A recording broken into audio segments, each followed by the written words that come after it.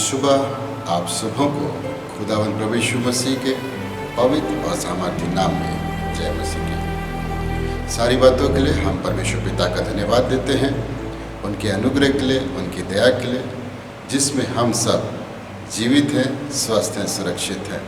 प्रभु परमेश्वर ने हमें से हर एक को पुनः ये मौका दिया कि हम अपने अपने घरों में बैठ के अपने अपने परिवारों के साथ मिल के गीतों के माध्यम से प्रभु परमेश्वर की महिमा करें, आराधना करें, प्रार्थना करें और थोड़ी देर उनके पवित्र चरणों में बैठ के उनके पवित्र और सामर्थी वचन को सुन सके।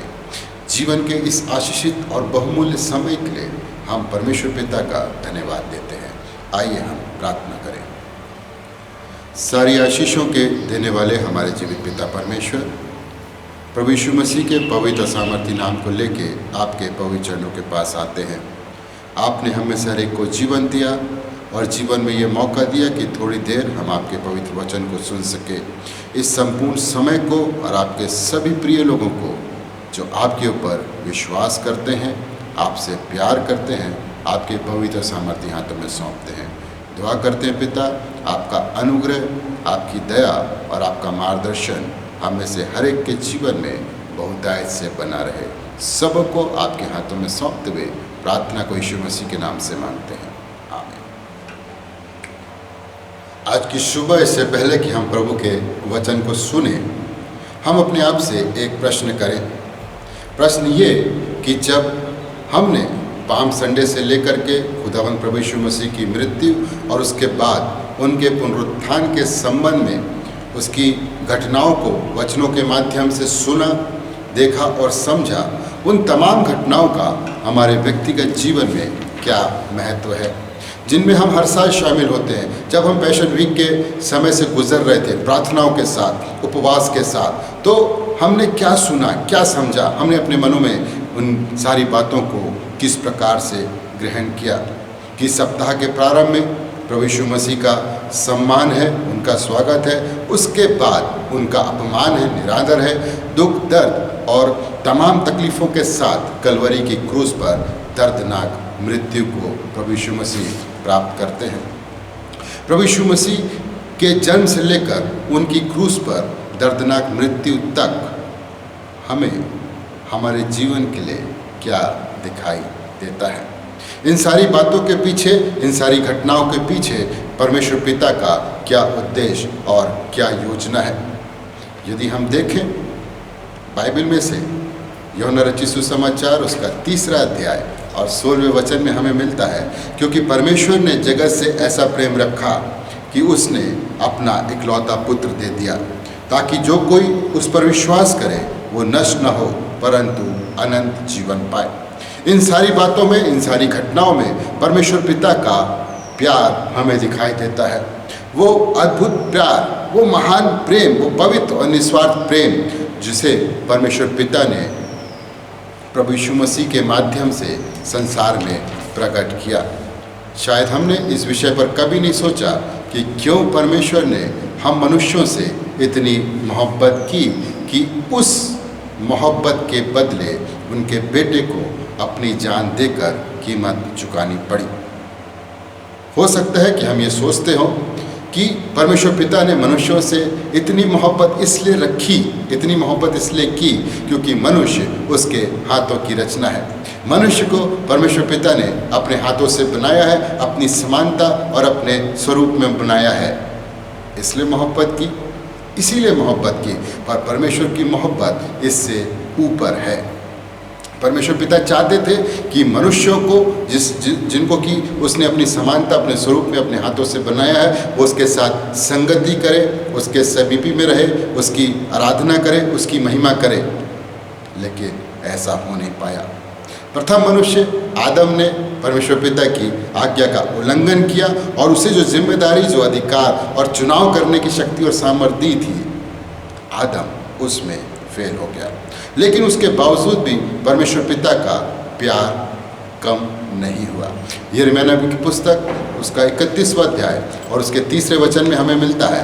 यिर्मयाह नबी की पुस्तक उसका 31वां अध्याय और उसके 3 वचन में लिखा हुआ है, यहोवा ने मुझे दूर से दर्शन देकर कहा है, मैं तुझसे सदा प्रेम रखता आया हूँ, इस कारण मैंने तुझ पर अपनी करुणा बनाए रखी है। आज जो हम जीवित हैं, आज जो हमारे सांसें चल रही हैं, इसमें हमारी कोई योग्यता नहीं, इसमें कोई हमारी काबिलियत नहीं है। ये सिर्फ और सिर्फ परमेश्वर पिता का प्यार है, जिसके द्वारा आज हम संसार में जीवित पाए जाते हैं। विलाप गीत की पुस्तक में हमको मिलता है कि हम मिट नहीं गए, हम मिट नहीं गए। ये यहोवा की महाकरुणा का फल है, क्योंकि उसकी दया अमर है। जो कुछ भी आज है वो सिर्फ और सिर्फ परमेश्वर पिता का प्यार है। जैसे कि इब्रानियों की पत्री उसका 13वें अध्याय और 8वें वचन में हमको मिलता है कि यीशु मसीह कल और आज और युगानुयुग एक सा है। हमारे पास कभी ना बदलने वाला परमेश्वर है, हमारे पास कभी ना बदलने वाले परमेश्वर का प्यार है, जो कल भी वैसा ही था, आज भी वैसा ही है और कल भी वैसा ही रहेगा। कभी ना बदलने वाला प्यार हमारे परमेश्वर का है। हमारे समान नहीं, हमारे समान प्यार नहीं जैसा हम परमेश्वर को करते हैं, कि हमारा प्यार परिस्थितियों के ऊपर डिपेंड करता है। अगर जीवन में परिस्थितियां अच्छी हैं, अगर हम भले चंगे हैं, अगर हम स्वस्थ हैं, अगर हम आशीषित हैं, अगर हम आनंदित हैं, तो हमारा प्यार ऊंचाइयों पर दिखाई देगा परमेश्वर के लिए। पर यदि जीवन में परिस्थितियां विपरीत हैं, जीवन में कमी घटी है, जीवन में समस्याएं हैं, जीवन में परिस्थितियां विपरीत हैं, तो हमारा प्यार डगमगाने लगता है और हमारा प्यार ऊंचाइयों से नीचे की तरफ आ जाता है।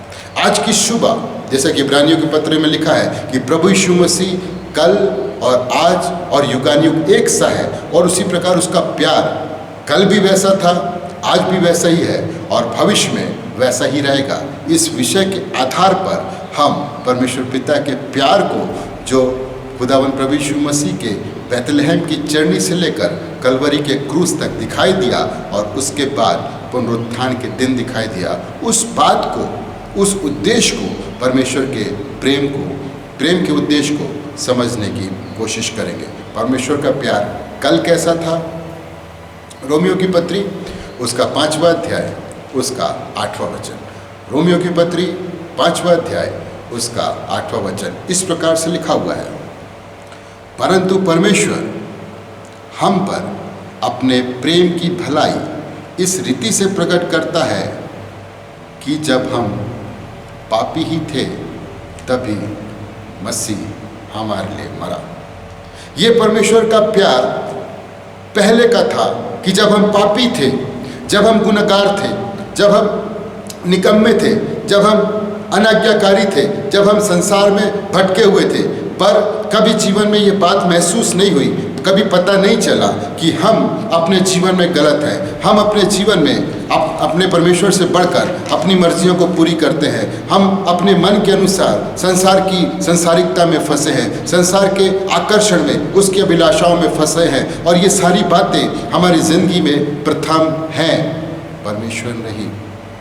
जब हम पूरी तरह पाप में फंसे हुए थे, जब हम पूरी तरह पाप में ज़िंदगी बिता रहे थे, जब हमसे कोई प्यार करने वाला नहीं था, उस समय में परमेश्वर ने हमसे प्यार किया। ये उनका प्यार है।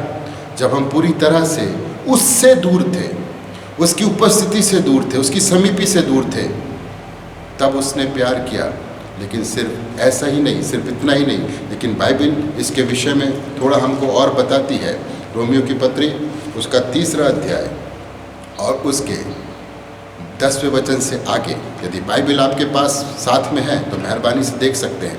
रोमियो की पत्री 3रा अध्याय उसके 10वें वचन से आगे। परमेश्वर ने हमसे प्यार तभी नहीं किया जब हम निकम्मे और गुनाहगार थे, लेकिन इसमें कुछ और बातें हैं। देखिए, जैसा लिखा है, कोई धर्मी नहीं, एक भी नहीं, कोई समझदार नहीं, कोई परमेश्वर का खोजने वाला नहीं। सब भटक गए हैं, सब के सब निकम्मे बन गए हैं, कोई भलाई करने वाला नहीं, एक भी नहीं। उनका गला खुली हुई कब्रें हैं, उन्होंने अपनी जीभ से छल किया है, उनके होठों से सांपों का विष है, उनके होठों में सांपों का विष है, उनका मुंह श्राप और कड़वाहट से भरा है, उनके पांव लहू बहाने को फुर्तीले हैं, उनके मार्गों में नाश और क्लेश है, उन्होंने कुशल का मार्ग नहीं जाना, उनकी आंखों के सामने परमेश्वर का भय नहीं। ऐसे समय में जब हम पूरी रीति से परमेश्वर पिता से दूर थे, उसने हमसे प्यार किया।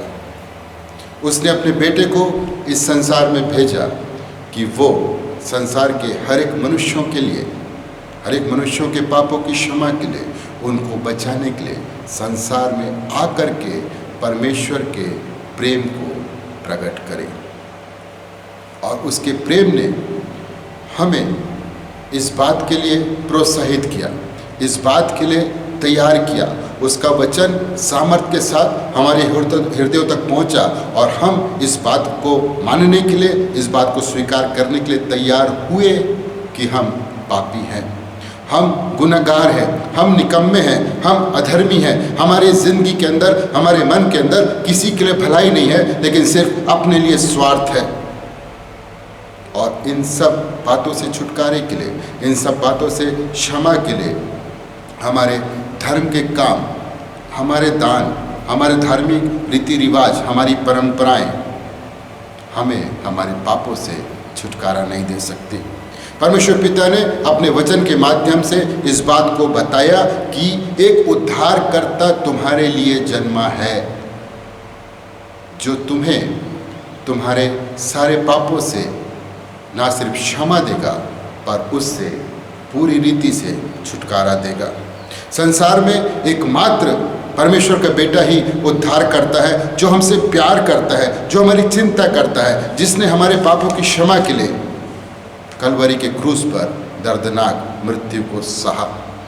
और वो हमारे पैदा होने से पहले परमेश्वर पिता ने हमारे पापों की क्षमा के लिए अपने बेटे को इस संसार में भेज दिया। और उसके बेटे ने आज्ञाकारी होकर क्रूस के ऊपर अपने आप को बलिदान करके संसार के हर एक मनुष्यों के पापों की क्षमा के लिए पूरी कीमत अदा की। ना सिर्फ प्रभु यीशु मसीह में हमें हमारे पापों से छुटकारा मिलता है, ना सिर्फ प्रभु यीशु मसीह में हमें जीवन में उद्धार मिलता है, लेकिन जब हम उसे व्यक्तिगत रूप से अपनी जिंदगियों में स्वीकार करते हैं तो हमें एक नया जीवन मिलता है। ये है परमेश्वर पिता का प्यार, कभी ना बदलने वाला प्यार। दूसरी बात, परमेश्वर पिता ने हमसे इसलिए प्यार किया कि जब हम पापी थे, जब हम गुनाहगार थे, तो उनका बेटा इस संसार में आकर के बलिदान हो गया। आज वर्तमान में हम इस बात पर भरोसा रखते हैं, हम इस बात पर पूरा विश्वास रखते हैं कि कलवरी के क्रूस पर से खुदावंद प्रभु यीशु मसीह के बहते लहू की धारा में हम में से हर एक को पापों की क्षमा मिलती है, जीवन में उद्धार मिलता है और उसी में हमें नया जीवन मिलता है। और साथ में हमको इसी जीवन में अनंत जीवन की आशा मिलती है। लेकिन उसके बावजूद भी कि हमें प्रभु यीशु मसीह में हमारे पापों की क्षमा मिली, प्रभु यीशु मसीह में हमें उद्धार मिला, प्रभु यीशु मसीह में हमें अनंत जीवन की आशा मिली, उसके बावजूद भी हमारे जीवनों में गलतियां होती हैं। इन सारी आशीषों को प्राप्त करने के बाद भी, ये परमेश्वर के इस बड़े अनुग्रह को प्राप्त करने के बाद भी कई बार हम परमेश्वर पिता के विरोध में जा कर के अपने जीवनों में काम करते हैं, उन तमाम कामों को करते हैं जो उसे पसंद नहीं, और बार बार करते हैं। और कई बार हम उसके वचन के प्रति और उनकी आज्ञाओं के प्रति अनाज्ञाकारी हो जाते हैं।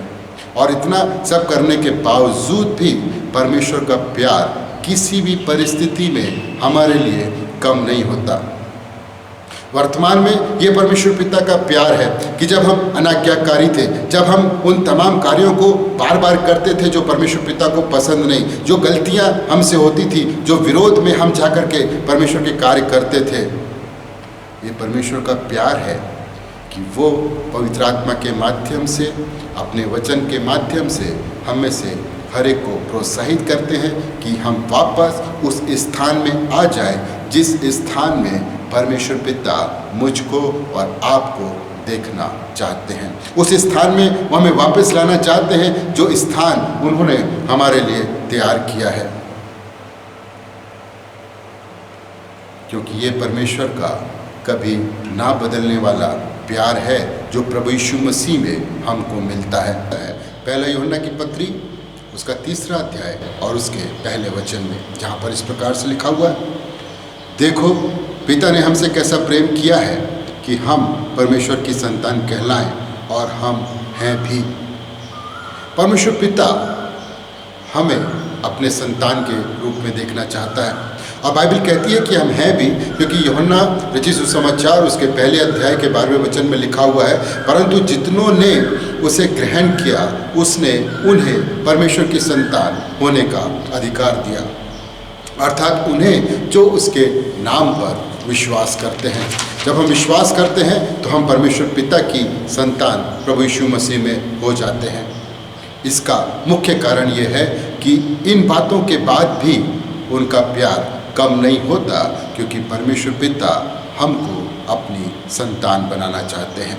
बाइबल कहती है कि हम संतान हैं, पर संतान होने के बाद भी कई बार हम पाप और अपराध और वो सब काम करते हैं जो परमेश्वर पिता को पसंद नहीं। हम परमेश्वर पिता की संतान हैं, हम उसके बेटे और बेटियां हैं। जैसे उड़ाऊ पुत्र अपने पिता का बेटा तो था, पर अपने अधिकार को, अपने बेटे होने के अधिकार को उसने अपने कामों और निर्णयों के द्वारा खो दिया था।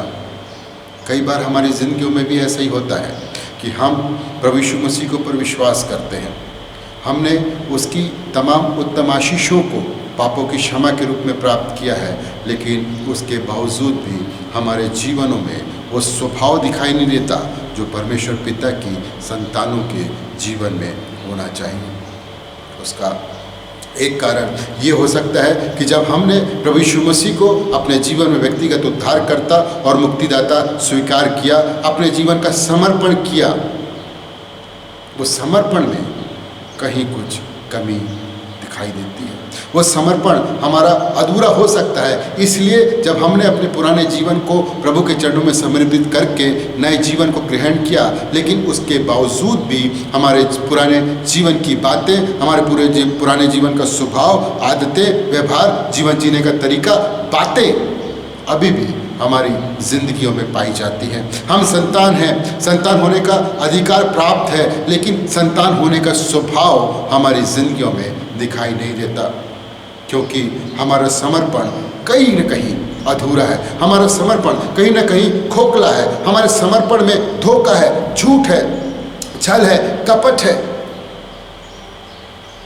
और जब तक हमारा समर्पण प्रभु यीशु मसीह में परमेश्वर पिता को पूरी ईमानदारी के साथ, पूरी सच्चाई के साथ नहीं होगा, हमारे जीवन में संतान का स्वभाव दिखाई नहीं देगा। जिस प्रकार एक बीज होता है और हम जब उस बीज को ज़मीन में रोप देते हैं, उसकी देखभाल करते हैं, उसके ऊपर मेहनत करते हैं, उसमें खाद और पानी, तमाम आवश्यक चीज़ों को उसमें जब हम डालते हैं, तब वो बीज कुछ समय के बाद ज़मीन में मर जाता है और उसके बाद उसमें अंकुर आता है, उसमें पत्तियां आती हैं, उसमें टहनियाँ आते हैं और वो बड़ा होता है, पौधा और पेड़ बनता है और उसमें फल और फूल दिखाई देते हैं। उसी प्रकार हम भी जब पापी थे, जब हम गुनहगार थे, प्रभु यीशु मसीह हमारे लिए मर गया और हमने उसको अपना मुक्तिदाता, अपना उद्धारकर्ता स्वीकार किया। प्रभु के पवित्र लहू में हमारे तमाम सारे पाप अपराध धुल करके शुद्ध हो गए और हमें प्रभु में एक नया जीवन मिलता है। और यही परमेश्वर पिता के प्यार करने का कारण है कि वो आज की समय में हमें अपनी संतान वापस बनाना चाहता है। ऐसी संतान नहीं जैसी हम आज हैं। संतान बनाने का मतलब है कि परमेश्वर पिता अपनी अद्भुत और महान योजना को हमारी जिंदगियों में पूरा करना चाहते हैं। उन्होंने एक उद्देश्य के साथ, एक मकसद के साथ हमको इस संसार में भेजा है और प्रभु चाहते हैं कि हम अपने समर्पण को सच्चे समर्पण में बदलें, हम अपने समर्पण को ईमानदारी के समर्पण में बदल करके उस अद्भुत और महान योजना को अपनी ज़िंदगी में पूरी करने वाले हो सके। हमारे जीवन में आज के समय में कमियां हो सकती है, कमजोरियां हो सकती हैं, पाप, अपराध, बुराई हो सकते हैं, बहुत सारी ऐसी बातें हो सकती हैं जो परमेश्वर पिता को पसंद नहीं। उसके बावजूद भी प्रभु का प्यार हमारे लिए कम नहीं है। आज भी उसका प्यार हमारी जिंदगियों में बना हुआ है। हमें इन्हीं बातों के साथ पुनः अपने जीवन का समर्पण करना है। जैसे कि यूहन्ना 15 में लिखा हुआ है कि सच्ची दाखलता मैं हूँ, मेरा पिता किसान है, जो डाली फलती है उसे वो काटता छांटता है ताकि वो और फले। प्रभु हमारी जिंदगियों में अपने उद्देश्य को पूरा करना चाहता है। जैसा उन्होंने मनुष्य को अपनी समानता में, अपने स्वरूप में बनाया, मनुष्य वैसे ही उसकी समानता और स्वरूप में वापस आ जाए। पहला यूहन्ना जो अभी हमने पढ़ा उसका 3 अध्याय और उसके 2 वचन में लिखा हुआ है, हे प्रियो, अब हम परमेश्वर की संतान हैं और अभी तक यह प्रकट नहीं हुआ कि हम क्या कुछ होंगे। इतना जानते हैं कि जब वह प्रकट होगा तो हम उसके समान होंगे, क्योंकि उसको वैसा ही देखेंगे जैसा वो है। यीशु मसीह कल और आज और युगानुयुग एक सा है। हम पापी थे, प्रभु यीशु मसीह में हम बचाए गए, प्रभु यीशु मसीह में हमारे पाप और अपराध दूर किए गए और आज प्रभु यीशु मसीह में हमें ये अवसर मिला है कि हम पुनः अपनी ज़िंदगी को समर्पित कर दें, क्योंकि उसका प्यार हमारी ज़िंदगियों में कम नहीं हुआ। और प्रभु अब चाहते हैं आने वाले समय में वो किस प्रकार हमको देखना चाहते हैं। परमेश्वर का प्यार हमारी ज़िंदगी में कम नहीं होता, इसलिए वो बार बार हमको क्षमा करते हैं, हमको अपने वचन के माध्यम से, अपनी संगति और अपनी समीपी के माध्यम से प्रोत्साहित करते हैं कि हम प्रभु यीशु मसीह के समान बन जाएं। यूहन्ना रचित सुसमाचार उसके 15वें अध्याय के पहले वचन में खुद प्रभु यीशु मसीह ने कहा, सच्ची दाखलता मैं हूँ और मेरा पिता किसान है। हमें चाहिए कि एक बीज के समान पूरी रीति से, पूरी ईमानदारी के साथ अपने संपूर्ण जीवन को परमेश्वर पिता के हाथों में हम सौंप दें, क्योंकि परमेश्वर पिता का प्यार और उसकी योजना मात्र हमारे पापों की क्षमा तक सीमित नहीं है, सिर्फ जीवन में उद्धार देने तक सीमित नहीं है, लेकिन जिस प्रकार एक बीज जब जमीन में रोपा जाता है, उसी प्रकार जब हम पूरे समर्पण के साथ अपने पुराने जीवन को प्रभु यीशु मसीह के क्रूस के नीचे रोप देंगे, दफन कर देंगे, तब उसका प्यार, तब उसकी सामर्थ, तब उसके लहू में हमें एक नई जिंदगी मिलेगी, एक नई आशीषित जिंदगी मिलेगी। और वो जिंदगी क्या है? पहला यूहन्ना 3 अध्याय और उसका 2 वचन। पहला यूहन्ना 3 अध्याय और उसका 2 वचन इस प्रकार से हमको बताता है, हे प्रियो, अब हम परमेश्वर की संतान हैं और अभी तक यह प्रकट नहीं हुआ कि हम क्या कुछ होंगे। इतना जानते हैं कि जब वह प्रकट होगा तो हम उसके समान होंगे, क्योंकि उसको वैसा ही देखेंगे जैसा वो है। ये है परमेश्वर पिता का प्यार, जो हमें इस जीवन में ऐसा बनाना चाहते हैं कि हमारा जीवन, हमारा स्वभाव उसके बेटे के समान हो जाए। वचन हमको बताता है कि इतना जानते हैं कि जब वो प्रकट होगा, जब यीशु मसीह संसार में अपने लोगों को, अपने प्यार करने वाले लोगों को आएगा, तो हम उसके समान होंगे। ये परमेश्वर पिता की योजना है।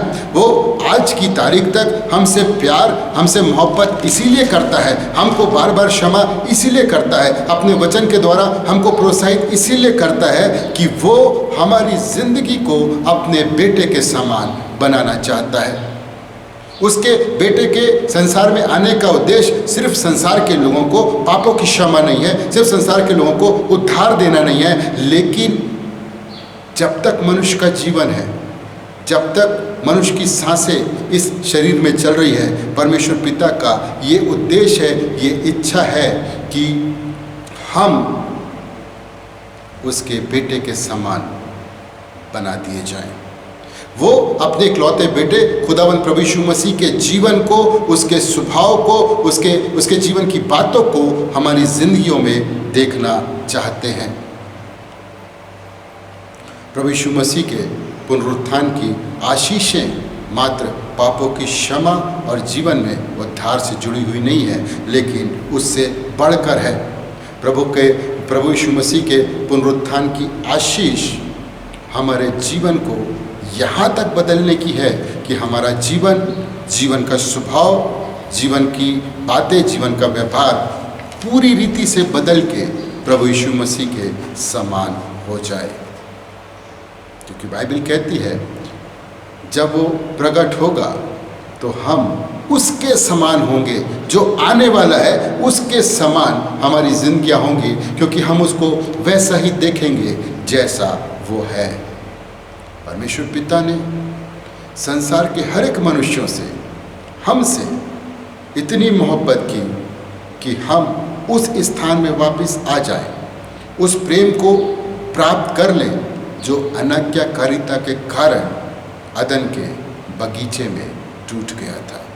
ये है हमारे परमेश्वर पिता का प्यार जो संसार के सब मनुष्यों के लिए है, जो बैतलहम की जर्नी से लेकर के कलवरी के क्रूस में दिखाई देता है, और उसके बाद परमेश्वर की सामर्थ जो प्रभु यीशु मसीह के पुनरुत्थान में है उसमें दिखाई देता है। प्रभु की निगाहें, प्रभु की नज़रें आज भी हमारी जिंदगियों को देखती हैं।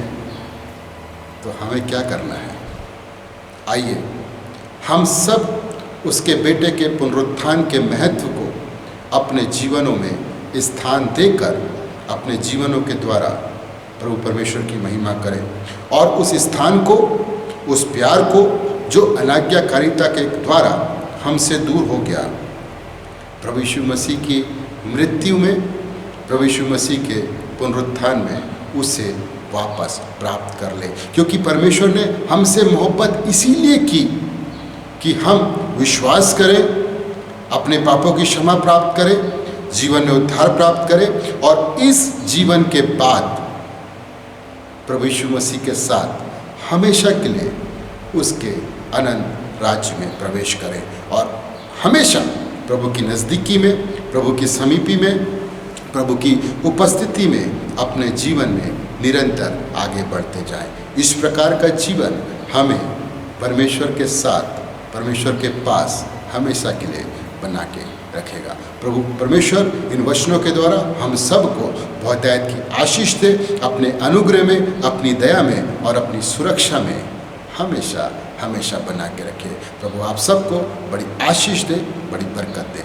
आइए हम सब मिल के धन्यवाद के साथ प्रभु से प्रार्थना करें।